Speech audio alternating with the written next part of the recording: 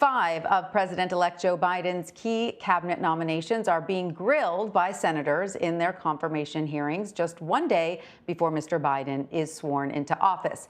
His picks to lead the State Department, Treasury, Pentagon, Homeland Security, and the Director of National Intelligence are all in the hot seat today, despite some GOP reluctance to begin the process before Mr. Biden officially takes office. Alejandro Mayorkas, Janet Yellen, and Avril Haines began their hearing earlier this morning. Here's just some of what they had to say. I will do everything I can to ensure that the tragic loss of life, the assault on law enforcement, the desecration of the building that stands as one of the 3 pillars of our democracy, the terror that you felt, your colleagues, staff, and everyone present will not happen again. To be effective, the DNI must never shy away from speaking truth to power, especially when doing so may be inconvenient or difficult. To safeguard the integrity of our intelligence community, the DNI must insist that when it comes to intelligence, there is simply no place for politics. We need to make sure that people aren't going hungry in America, that they can put food on the table, that they're not losing their homes and ending up out on the street because of evictions. We really need to address those forms of suffering, and I think we shouldn't compromise on it. And if we don't do so, that suffering and the loss of spending it will cause other people to lose jobs and permanent scarring that will harm the economy over the longer term. And let's bring in Molly Hooper for more. Molly is a CBS News political contributor and host of the Article 1 podcast. Hi, Molly. Great to see you. So what have you heard so far this morning in these hearings that has stood out to you? How differently do you think Mr. Biden's administration picks are going to approach their jobs than their colleagues or their predecessors in the Trump administration? Well, it's interesting when you watch these confirmation hearings, you have to remember that these individuals are essentially having a job interview, and it just happens to be in front of the entire world. So they're sort of answering questions in the best light that they can put forward. But what they're basically saying is they back what President-elect President Joe Biden has campaigned on as his policy moving forward in terms of immigration, COVID relief, et cetera, so forth. And so, largely Republicans have been asking pointed questions, in particular to Alejandro Mayorkas, who is the nominee for Homeland Security Secretary, about immigration. What's he going to do about the border and keeping illegal immigrants from coming across the border? There's also been an issue with Alejandro Mayorkas.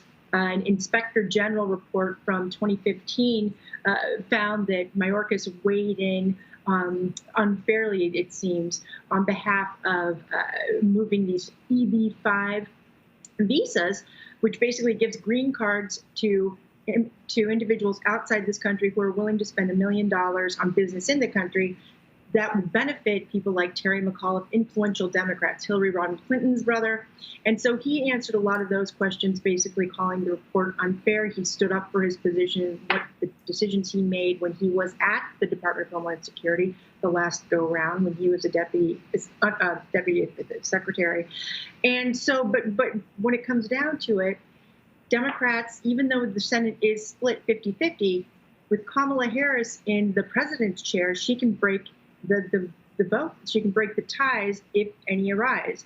And I think that the biggest hurdles facing these Biden picks would go towards Alejandro Mayorkas because of that IG report and the Biden administration's position on immigration, and possibly Tony Blinken. We're going to hear from him later for Secretary of State.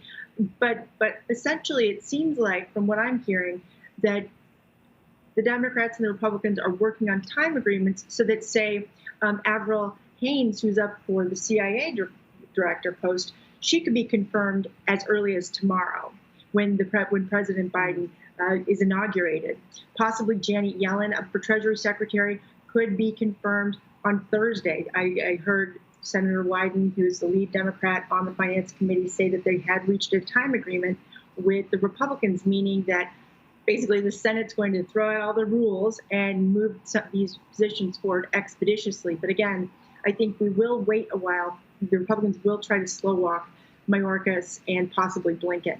But there's a lot going on today up on the Senate side. There is a lot. So you don't think that there is any truth to these reports that Republicans might try to hold up some of these hearings? You think it looks like it's going to go forward pretty smoothly? Well, I'm not as smoothly as can be expected in these times, right, Tanya? Because there's a lot of stuff going on right now on Capitol Hill. Senator Schumer still wants to move forward with an impeachment trial of President Trump.